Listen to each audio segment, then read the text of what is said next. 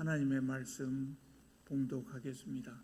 오늘 말씀은 마태복음 28장입니다. 마태복음 28장 5절에서 10절까지 제가 봉독에 올리겠습니다. 신약 성경은 51쪽이나 52쪽에 있을 것입니다. 제가 봉독하겠습니다. 천사가 여자들에게 말하여 이르되 너희는 무서워하지 말라. 십자가에 못 박히신 예수를 너희가 찾는 줄 내가 아노라. 그가 여기 계시지 않고 그가 말씀하시는 대로 살아나셨느니라. 와서 그가 누우셨던 곳을 보라. 또 빨리 가서 그의 제자들에게 이르되 그가 죽은 자 가운데서 살아나셨고 너희보다 먼저 갈릴리로 가시나니 거기서 너희가 배우리라 하라. 보라, 내가 너희에게 일렀느니라 하시거늘 그 여자들이 무서움과 큰 기쁨으로 빨리 무덤을 떠나 제자들에게 알리려고 다름질할세.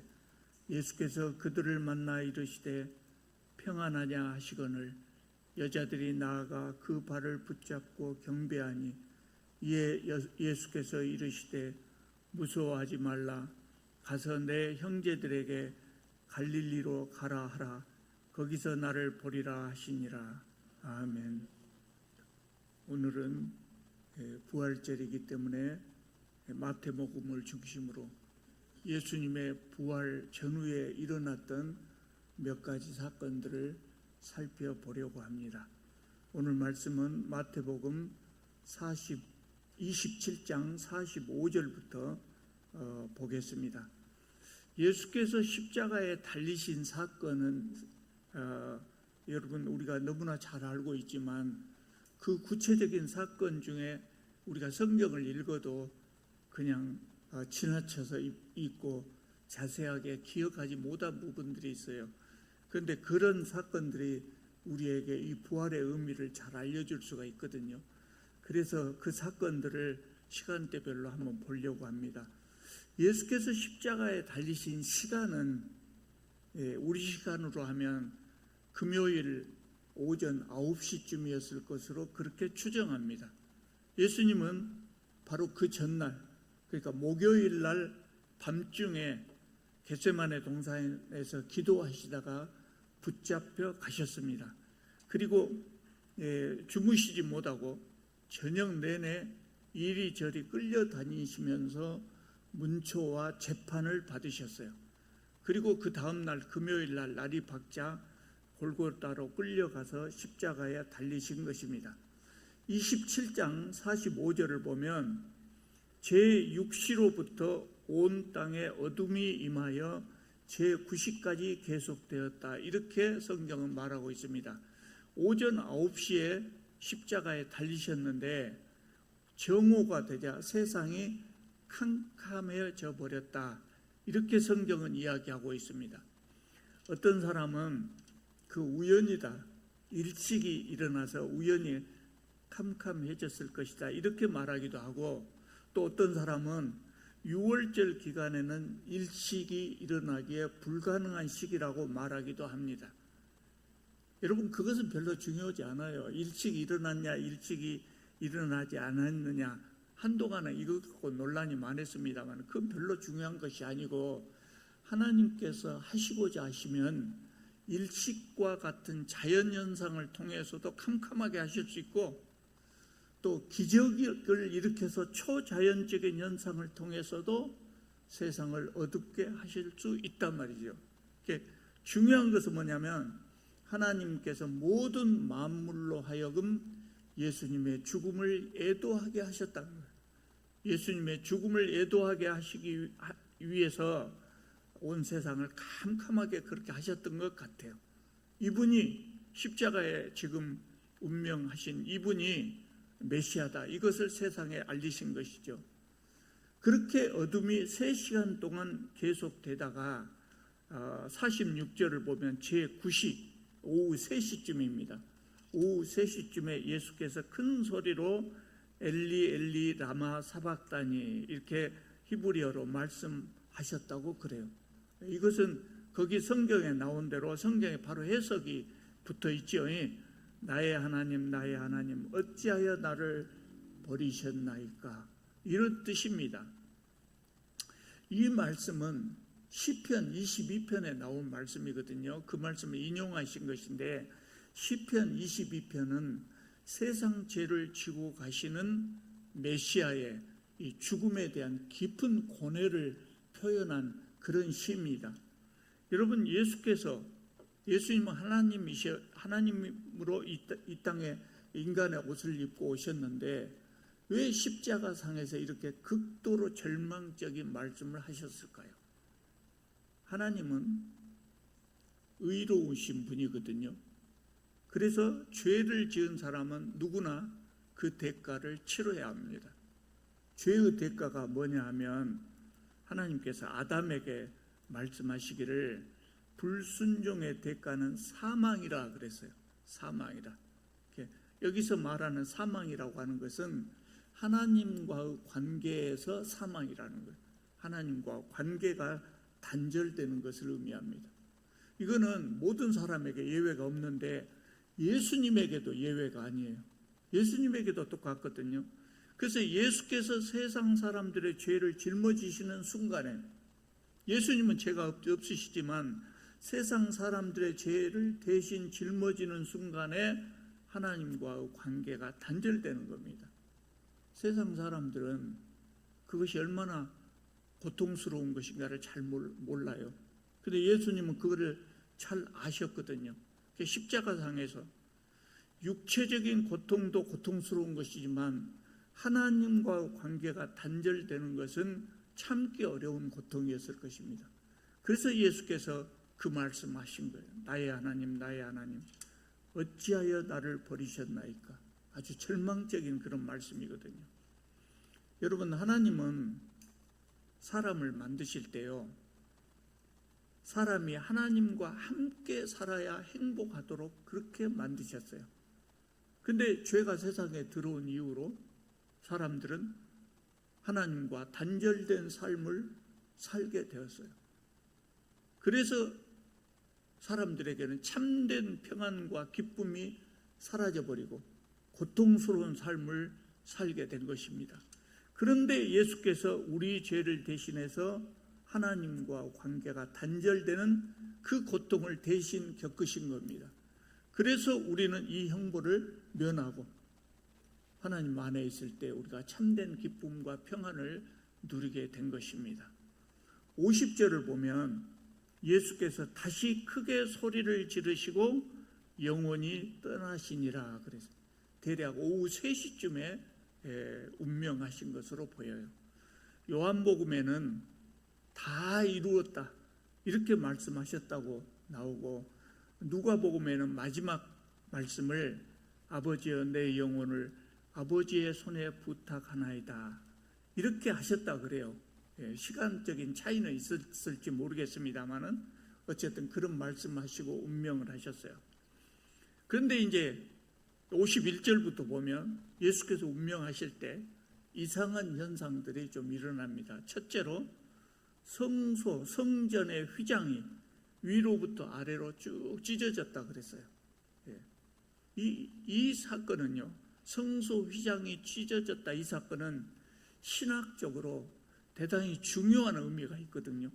이 휘장이 어떤 휘장이냐면 성전 안에 가보면 성소와 지성소가 있잖아요. 성소와 지성소 사이에 놓여 있는 휘장이에요. 성소와 지성소를 구분하는 휘장인 겁니다. 성소와 지성소를 구분하는 이유는 뭐냐면 지성소에 아무나 들어갈 수 없기 때문에 그래요. 아무나 들어가지 못하도록 휘장을 쳐놓는 겁니다. 누구만 들어갑니까? 대제사장만 들어갑니다. 그것도 1년에 딱 한 번만 들어갈 수 있어요. 아무나 들어가면 죽는단 말이죠. 근데 이 휘장이 찢어졌다고 하는 것이 무엇을 의미하냐 하면 예수께서 십자가를 지심으로 하나님과 인간 사이에 가로막혔던 장벽이 무너졌다는 거예요. 무너졌다. 이거를 상징하는 겁니다. 그래서 그 전에는 대제사장만 하나님 앞에 갈 수 있었지만 이제는 누구나 하나님 앞에 갈 수 있게 된 겁니다. 대제사장만 하나님 앞에 갈 수 있었다는 말이 뭐냐면, 여러분, 우리는 지금 우리가 필요할 때마다 언제든지 하나님을 만날 수 있어요. 하나님 앞에 나아가서 하나님께 기도하고, 또 내 마음에 거리낀 것이 있을 때 직접 내가 하나님 앞에 사죄의 기도를 할 수 있어요. 회개의 기도를 할 수 있어요. 그런데 옛날 사람들은 그 못했어요. 옛날 사람들은 기도할 것이 있어도 직접 기도하지 못하고 제사장에게 부탁해서 제사장이 대신 기도를 해주고, 예배를 드리려고 해도 직접 예배를 드릴 수 없어서 제사장이 가서 그 제사를 대신 드려주고 이렇게 했단 말이죠. 그래서 그 시대에는 하나님과 인간 사이에 제사장이 중보자 역할을 한 겁니다. 여러분, 지금은 하나님과 우리 사이에 중보자가 있습니까, 없습니까? 하나님과 우리 사이에 중보자, 오직 예수님만 있고 사람 중에 중보자는 없어요. 여러분, 성도들과 하나님 사이의 중보자를 목사가 대신하는 거 아닙니다. 예. 옛날 제사장처럼 목사가 그 역할을 하는 것이 아닙니다. 그럼 누가 합니까? 필요 없습니다. 우리가 직접 하나님께 나아갈 수 있기 때문에. 그래서 지금 우리 시대를 만인 제사장 시대라고 하는 겁니다. 얼마나 큰 은혜인지 몰라요. 얼마나 큰 은혜인지. 우리가 하나님 앞에 직접 갈 수 있게 되었다. 이게 구원 역사에서 새로운 시대가 열린 겁니다. 그것을 상징하는 것이 바로 부활, 예수께서 십자가에 돌아가셨을 때 휘장이 찢어진 그 사건인 것입니다. 또 51장 하반절을 보면 예수께서 운명하실 때 땅이 진동하며 바위가 터졌다 그랬어요. 뭔 일입니까 이것이? 땅이 진동하며 바위가 터졌다. 지진이 일어난 겁니다. 지진이. 그리고 무덤이 열리며 자던 성도의 몸이 많이 일어났다 그랬어요. 무덤이 열렸다고요. 그러니까 우리는 무덤이 열리고 죽은 사람이 살아났다 그러면 이상하게 느껴지죠. 흙으로 덮은 요 무덤이 가운데가 쩍 갈라지고 사람이 일어나고 뭐 이런 생각을 우리는 그렇게 상상을 하게 된단 말이에요. 근데 이스라엘의 무덤은 동굴이에요. 동굴, 굴. 그러니까 굴문이 어떻게 생겼냐면요, 원판 형식으로 된 돌을 잘 갈아갖고 만든 겁니다. 그것이 이렇게 가리고 있는 거예요. 그러면 사람들이 이 원판 형태의 돌을 이렇게 굴리면 무덤문이 열리죠. 그렇게 무덤이 열리면서 죽었던 성도들이 많이 다시 깨어났다 그랬어요. 예수께서 운명하실 때 하나님께서 세상을 어둡게 하시고 성전 휘장이 찢어지고 지진이 일어나고 그리고 죽은 성도들이 살아났다는 거예요. 53절을 보면요, 그때 살아난 성도들이 예루살렘 성에 들어가서 많은 사람들에게 보였다 그랬어요. 많은 사람들을 만났어요. 이것을 보고 이 사람들 죽었다고 하는 것을 알고 있었던 사람들은 얼마나 놀랐을까요? 죽은 사람이 살아 돌아오고 그랬으니까 얼마나 놀랐겠습니까? 하나님께서 이런 일들, 이상한 일들이 일어나게 하신 이유가 뭘까요? 예수님의 죽음의 의미를 세상 사람들에게 알리기 위해서였습니다.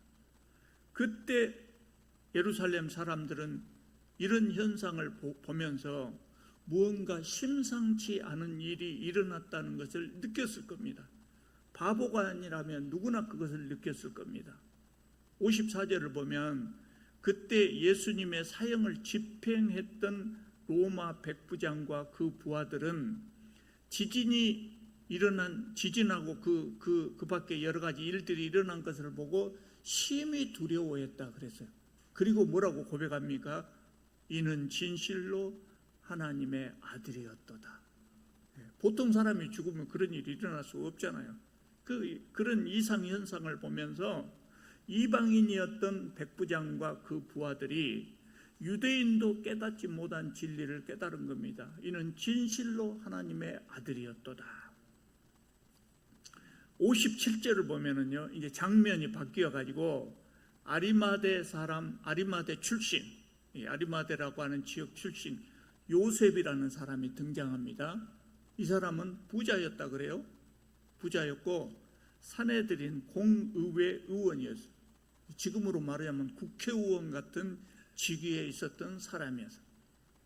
이 사람은 예수님을 믿는 사람이었어요. 그런데 본인이 사내들인 공의회 의원이었기 때문에 아마 그랬던지 익명의 그리스도인이었어요. 자기 정체를 밝히지 않았던, 나 예수 믿는다고 밝히지 않았었단 말이죠. 그런데 이 사람이 예수께서 운명하신 후에 자기 정체를 드러낸 겁니다. 예수님의 제자들은 예수님의 살아계실 때는 공개적으로 활동하다가 예수께서 운명하신 후에는 다 도망가 버렸어요. 예수께서 십자가에 달리실 때 다 도망가 버렸어요. 그런데 이 아리마대 사람 요셉은 거꾸로 이전에는 자신의 정체를 드러내지 않다가 이제 예수께서 돌아가셨을 때 자기 정체를 드러낸 겁니다. 왜 드러내게 됐냐면 요셉이 예수께서 운명하시자 요셉이 아주 조급한 마음이 들었어요. 조급한 마음이 들었어요. 그날이 무슨 요일이었다고요? 금요일 오후 3시. 몇 시간 후면 날이 저뭅니다. 날이 저무면 유대인의 시간으로 다음 날이 되는 겁니다. 날이 저물면 무슨 날입니까? 안식일이 된단 말이에요. 안식일. 안식일에는 유대인들이 아무것도 할 수 없어요. 아무것도 할 수 없어요. 오후 3시에 돌아가셨는데 몇 시간 후면 안식일이 된단 말이에요. 그러니까 이 요셉이 예수님의 시신을 내려다가 장사를 지내야 되겠다 이 생각을 한 겁니다. 안식일에는 아무 일도 할 수 없기 때문에 시간이 지나면 장사를 지낼 수가 없잖아요. 그러면 십자가 위에 그대로 밤새도록 놔둘 수가 없단 말이죠. 그래서 요셉이 마음이 조급했던 겁니다. 그 빌라도를 찾아갑니다. 빌라도 총독을 찾아가지고 예수님의 시신을 내가 장사를 지내려고 하니까 예수님의 시신을 나에게 주시오. 그렇게 요청을 했습니다. 보통 사람들은 요청 못합니다. 빌라도 만날 수도 없죠. 총독인데 어떻게 만나요? 그런데 아리마대 사람 요셉은 용감하게 갔어요. 가서 만났어요. 어떻게 만날 수 있을까요? 본인이 공의회 의원이잖아요. 자기도 높은 사람이란 말이에요. 그 만날 수 있었던 것이죠. 시신을 가져다가 안식일이 되기 전에, 다시 말해서 해가 지기 전에 장사를 지낼 수 있을까 없을까 시간 계산을 하고 마음이 많이 급했을 겁니다. 그때 다행히 요한복음 19장을 보면 도와주는 사람이 있었어요. 누가 도와줬냐면 니고데모가 도와줬어요. 요한복음 3장에 나오는 니고데모가 그 니고데모입니다. 이 니고데모도 사내들인의 의원이라고 했어요. 사내들인 의회 의원이었어요. 이 사람도. 그래서 이 사람이 향료를 가지고 와가지고 두 사람이 함께 예수님의 시신을 씻기고 향료를 바른 후에 깨끗한 세마포로 싸서 무덤에 안치한 겁니다. 이 무덤은 누구 무덤이었다 그래요? 요셉이 자기 가족을 위해서 사용하려고 미리서 마련해놨던 새 무덤이었다 그랬습니다. 61절을 보면요, 요셉과 니고데모가 장사를 지내는 동안에 여인들이 지켜보고 있었어요. 어떤 여인입니까? 막달라 마리아와 또 다른 마리아, 여인들이 지켜보고 있었어요. 이들은 직접 이 일을 할 수 없었는데 다른 사람들이 와서 예수님의 장례를 이렇게 치러주니까 안도했을 겁니다. 이 여인들이 참 대단한 여인들입니다. 이 여인들은 예수께서 십자가에 달리실 때 처음부터 끝까지 모든 과정을 지켜보았어요. 로마 법에 의하면 이렇게 반역자로 처형당한 십자가에 달린 사람들을 애도할 수가 없었다 그래요. 그러니까 이 여인들은 그 큰 슬픔을 눌러 참으면서 그 참혹한 과정을 지켜본 겁니다. 남자 제자들은 다 도망가 버렸는데 이 여인들만 남아서 예수님의 임종을 지킨 것입니다. 그리고 침착하게 예수님의 시신이 안치된 무덤이 어떤 무덤인가를 마지막까지 따라가서 확인을 했어요. 왜 확인을 했을까요? 안식일이 지난 다음에 여기 향료를 들고 찾아올 생각을 미리서 했던 것 같아요. 그래서 다 이거 확인을 한 겁니다. 이런 열심이 있었기 때문에 이 여인들이 예수님의 부활을 최초로 목격할 수가 있었던 겁니다.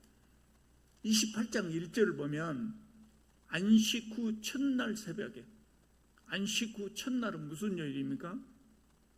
일요일입니다. 월요일이 아니고 일요일입니다. 안식일이 토요일이잖아요. 그래서 그 다음 날은 일요일이에요. 우리가 왜 일요일 날 예배를 드립니까? 유대인들은 토요일 날 예배를 드리지 않아요. 안식일이라고 토요일 날 안식일로 지키는데 우리는 일요일에 나와서 예배를 드려요. 왜 그래요? 예수께서 부활하신 그날을 초대교회 성도들은 주님의 날이다 이렇게 기억을 했어요. 그렇게 기념을 했어요. 주님의 날로 삼았어요. 그래서 그날 모이기 시작한 겁니다. 그 전통이 지금 오늘 우리까지 이어진 겁니다. 안식 후 첫날 새벽에 막달라 마리아와 다른 마리아가 무덤을 보려고 갔다. 그때 천사가 나타나서 이 여인들에게 그가 여기 계시지 않고 그가 말씀하시는 대로 살아나셨느니라 이렇게 소식을 전했어요. 이 여인들은 제자들에게 그 소식을 전하러 가다가 부활하신 예수님을 만났습니다. 자, 11절을 보겠습니다. 11절을 보면 무덤을 지키던 경비병이 제사장을 찾아갔습니다. 그래가지고 조금 전에 있었던 모든 일을 알렸어요. 뭐라고 했을까요? 이 사람들이 땅에 지진이 일어나고 천사가 나타났을 때 무덤을 지키고 있었는데 지진이 일어나고 천사가 나타나니까 우리가 그 모습을 보고 기절을 했습니다. 그런데 깨어보니까 예수의 시신이 없어져 버렸습니다. 이렇게 보고를 했습니다. 그러니까 종교 지도자들이 큰일 났다 생각했겠죠. 평소에 이전에 말했던 대로 예수가 부활했다면 큰일이다. 그 대책 회의를 한 다음에 이 경비병들에게 돈을 주면서 예수의 제자들이 밤에 와서 우리가 잘 때 그 시신을 도둑질해 갔다 그렇게 말하라고 했어요. 예수께서 부활하신 사실을 감추기 위해서 그렇게 한 겁니다. 여러분, 성경에 이 상황을, 부활하신 전후 상황을 비교적 자세하게 기록하고 있는 이유가 있는데요. 왜 그랬냐면 그 당시에 유대 사회에 소문이 있었어요. 어떤 소문이 있었냐면 예수님의 제자들이 예수님의 시신을 훔쳐간 후에 예수께서 부활하셨다고 거짓말하고 돌아다닌다. 그런 소문이 퍼졌어요. 그 소문의 원인을 지금 여기다가 성경에 다 기록해 놓은 거예요. 소문의 원인이 뭐예요?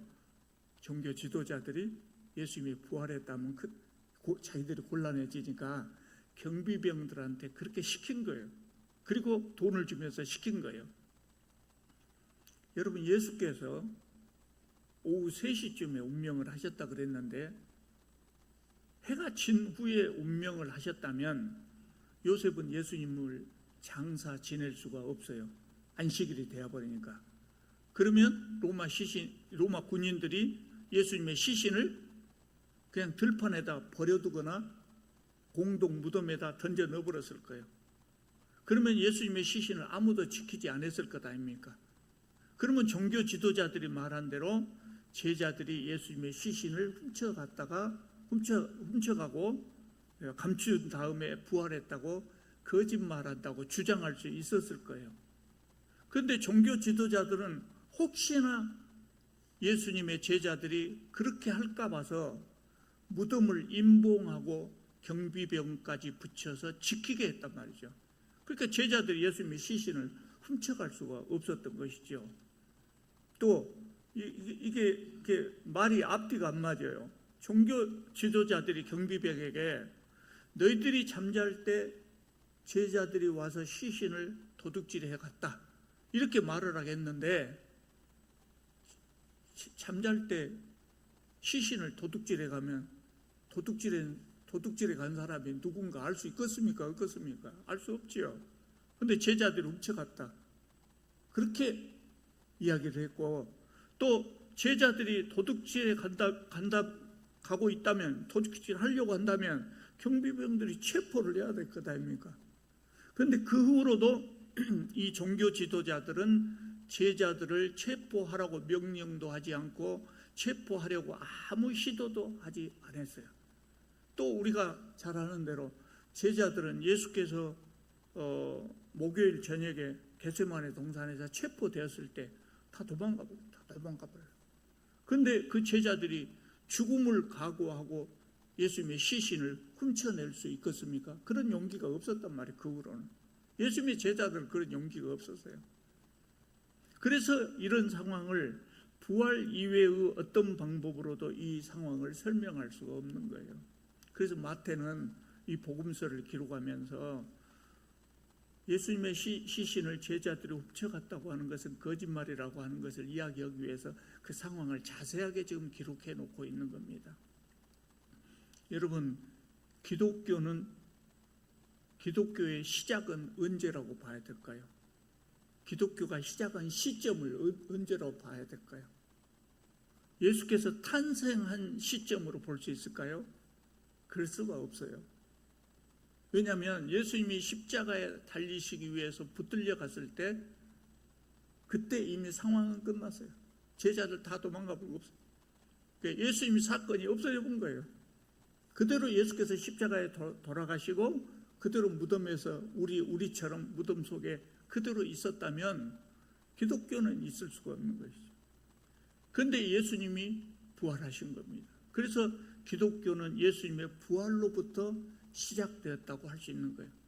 그래서 부활절이라고 하는 이 절기는 성탄절보다 훨씬 중요한 절기가 되어버린 것이죠. 여러분, 부활이 없었다면 제자들은 뿔뿔이 도망간 채 남은 생애를 숨어서 살았을 거예요. 부활이 없었다면 사도 바울은 어떻게 됐을까요? 예수님 만났을까요? 못 만났을까요? 만날 수 없죠. 사도 바울이 기독교인들을 잡으러 돌아다닐 필요도 없고 다메섹에 갈 필요도 없고 예수님도 만나지 못했을 것이고 또 바울의 세계 선교도 있을 수 없었을 겁니다. 부활이 없었다면 도망간 제자들은 그냥 도망간 채 숨어서 살았지, 그 사람들이 갑자기 다시 모여갖고 복음을 전파하고 다니고 그런 일은 결코 있을 수가 없었을 거예요. 그렇기 때문에 부활이 없었다면 기독교는 시작도 하지 못했을 것이고 여전히 우리들은 죄에 매여 있었을 겁니다. 예수님은 부활하신 후 40일 동안 세상에 계시면서 흩어졌던 제자들을 다시 세우시고 승천하셨어요. 그리고 제자들이 온 세상으로 흩어져서 복음을 전할 때 제자들과 늘 함께 하셨던 것입니다. 그래서 복음이 오늘 우리에게까지 전달이 될 수 있었던 겁니다. 부활하신 예수님께서 오늘 우리들에게도 늘 함께 하시기를 바랍니다. 기도드리겠습니다.